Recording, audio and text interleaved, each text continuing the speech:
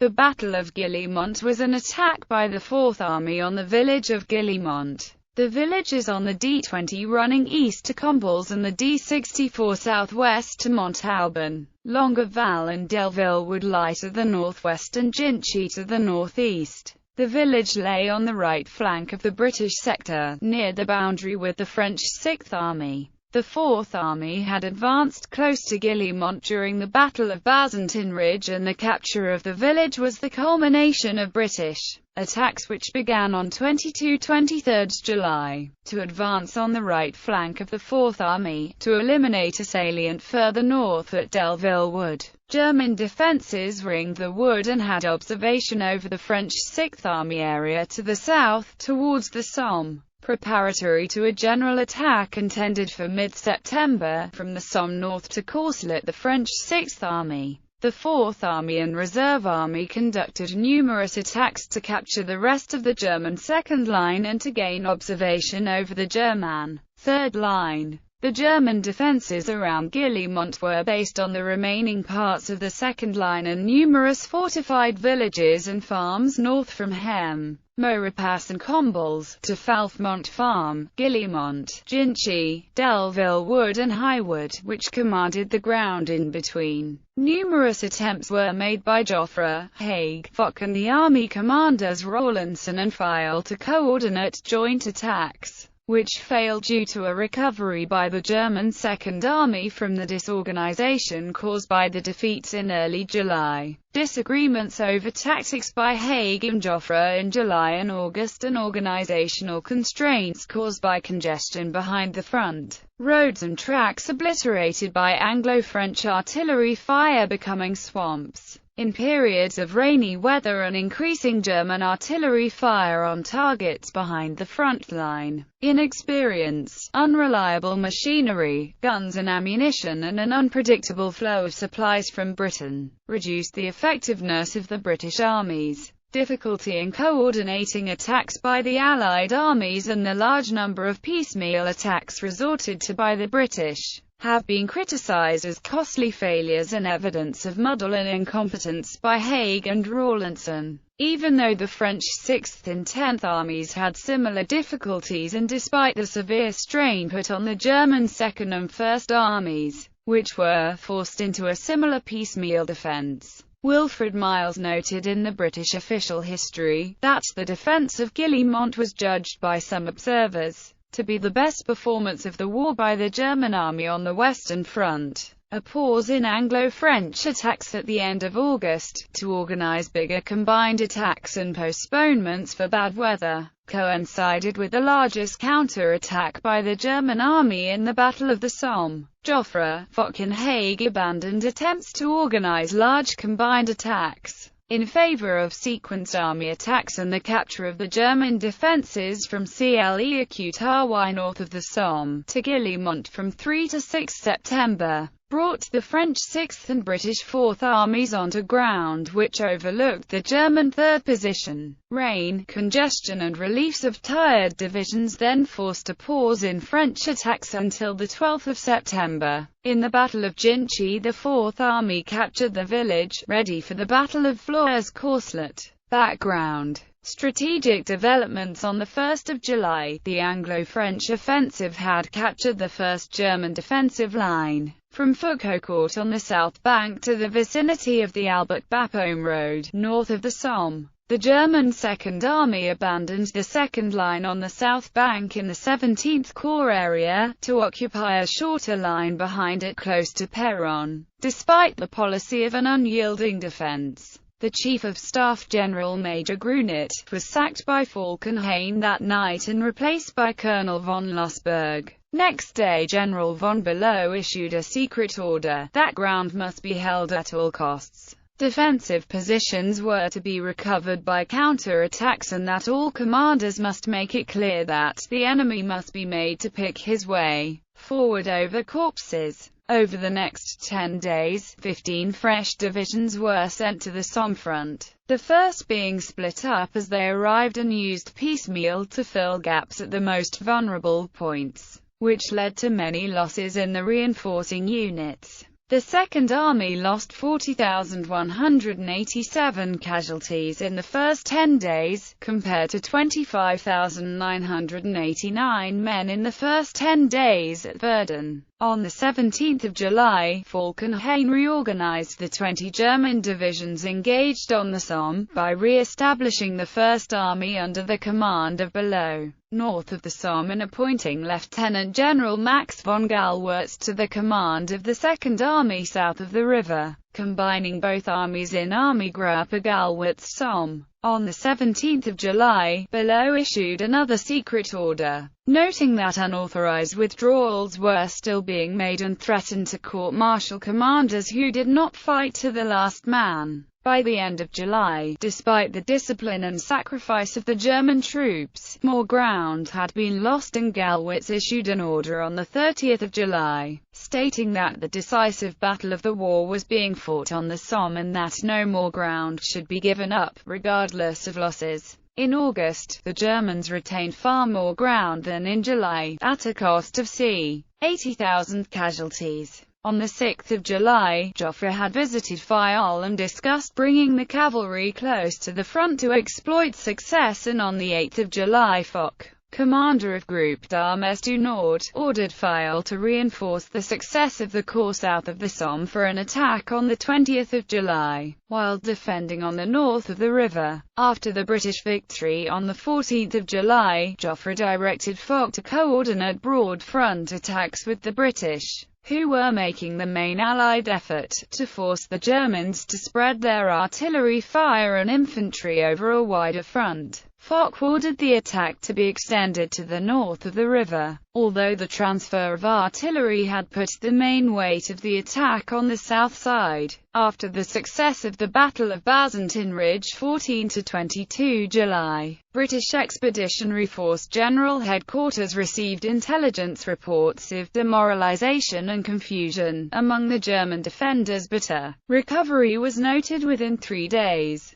particularly due to improvements in the flow of supplies to the German front line. By the end of July, there was no expectation of a rapid German collapse, as the defenders north of the Somme had been relieved by 3 times as many fresh divisions, and the Fourth Army was ordered to prepare for a German counter-attack. Intelligence reports showed very high German casualties, and that one of the fresh German divisions had previously lost 104% of its infantry strength at Verdun. Below's order for unyielding defense was captured in late July, which indicated that German tactics were making attrition a feasible Allied objective. The destruction of British intelligence networks in northern France and Belgium restricted BEF intelligence to gleaning documents from the battlefield and prisoner interrogation, causing an underestimation of the number of German divisions available for the Somme front. On the 2nd of August, Haig issued a directive stating that Falkenhayn could continue to replace troops on the Somme and a German collapse was not expected, forecasting a wearing-out battle until September. Anglo-French intelligence estimates of German casualties ranged from 130,000 - 175,000 losses in July. After another relief of German divisions in mid-August, reports of despondency among prisoners and estimate that the British had engaged 23 of the 41 German divisions which had fought on the Somme, which were worn out after 4.5 days, yet kept in the line for 20 days. News of German peace feelers and mounting domestic unrest raised Allied optimism again. At the end of August, the Romanian declaration of war and the sacking of Falkenhayn led to hopes that his replacement by Field Marshal Paul von Hindenburg as Chief of the General Staff and General Erich Ludendorff his first Quartermaster General would lead to more emphasis on the Eastern Front, easing the task of the Allied armies in France and Belgium. Allied advances in early September and publication of German casualty lists for July, showing that 7 of 12 German divisions on the Somme opposite the British had lost more than 50% of their infantry, encouraged Haig and Joffre to persist with the offensive. Bavarian units in the area around Guillemont were believed to have maintained high morale, but suffered many casualties and had few reserves available. Tactical developments. A vast increase in British war production had been achieved in 1916, but the flow of equipment and ammunition caused transport problems in France, particularly on the Chemins de Fer du Nord railways, which had become overloaded by the increase in the size of the BEF, the large number of ammunition trains from the Channel ports to the Somme front, and the need to move unprecedented numbers of casualties after the 1st of July. Congestion of the railways began to affect operations in July and rainy periods, made delivery of ammunition from railheads to gun positions much harder, when 550 lorry loads were being delivered even on quiet days. Shortages of heavy howitzer ammunition in mid-July were made worse in areas under German observation and harassing fire, as more German artillery arrived on the Somme front. After the 1st of July, work began on extensions of the railway main line behind the Somme front towards Maricourt, and the meter gauge line from Albert to Bray was extended to Fricourt and Montauban by the 14th of July. Anglo-French conferences on railway policy on 15 and the 18th of June settled administrative questions on railway building, addition of extensions to lines, and the building of all-weather connecting roads. Operation of the extensions proved difficult, due to the number of soldiers, lorries, wagons and guns crisscrossing the rear of the battlefront, and road closures due to accidents and German bombardment made the delivery of supplies unpredictable. From 1 to 11 July, the 13th Corps Artillery received 77 guns to replace 65 which were out of action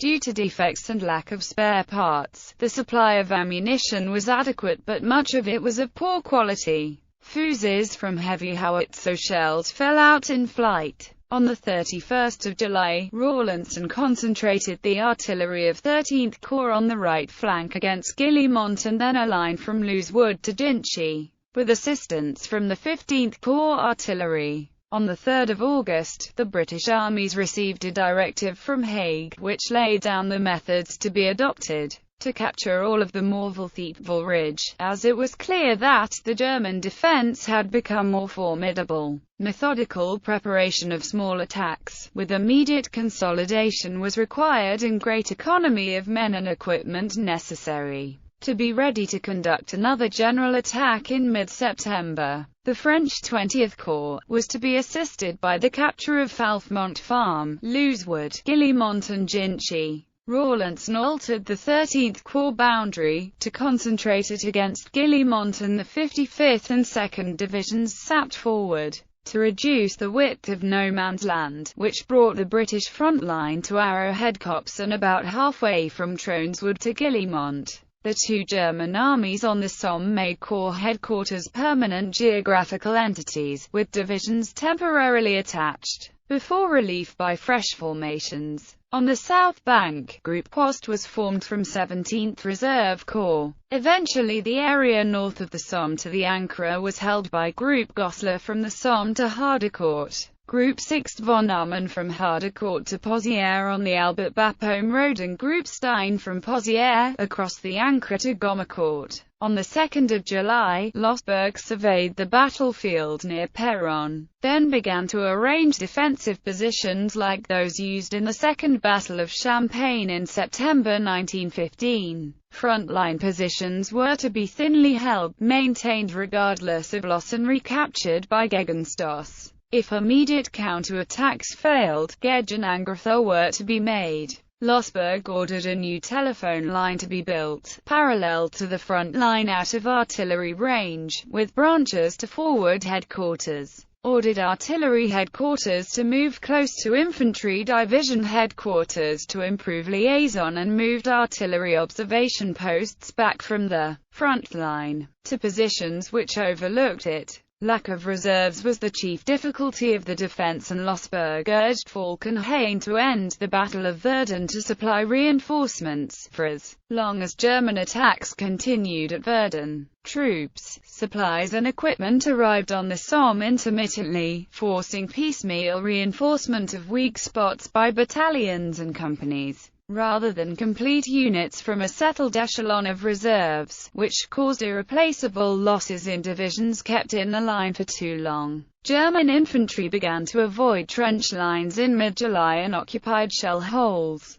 which made Allied bombardments less effective and diverted infantry into mopping-up operations. Allied attacks on limited objectives reduced the effectiveness of German defensive dispersal. Positions were incessantly bombarded, trenches, barbed wire and dugouts disappearing as far back as the second line. Shell hole positions about 20 yards apart, containing 2 or 3 men, were quickly overrun by Anglo-French infantry and prepared for defense before a Gegenstoß could be made. Deliberate counter-attacks were planned, but most were cancelled due to shortages of troops, artillery and ammunition. Attempts to connect shell hole positions during quiet periods failed, as Allied air reconnaissance quickly directed artillery fire onto them. Trenches were evacuated before attacks, which began the development of defended areas, in which small groups maneuvered to deprive Allied gunners of recognizable targets, vastly inflating the amount of ammunition necessary for bombardments.